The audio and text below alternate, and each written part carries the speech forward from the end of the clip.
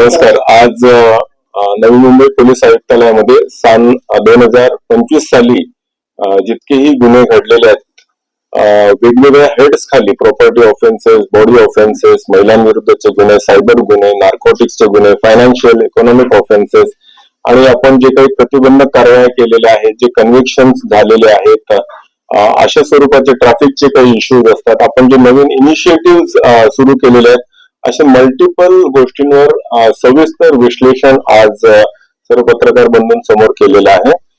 जितकाही data आपण share करू शकतो तो संपूर्ण डेटा सुद्धा आम्ही आपल्या समोर शेअर केलेला आहे.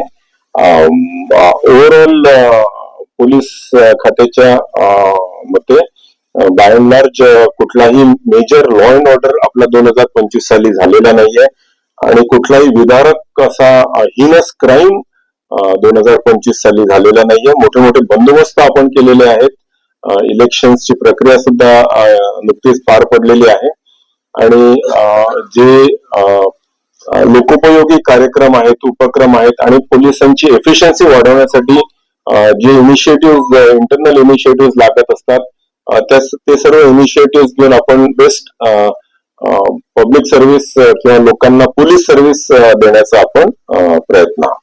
या 3 वर्षांपासून आपण बघतोय की आपण जवळजवळ 1500-1600 आफ्रिकन नॅशनल्सवर मोठ्या प्रमाणात ड्रग्ज नार्कोटिक्सची कारवाई केलेली आहे.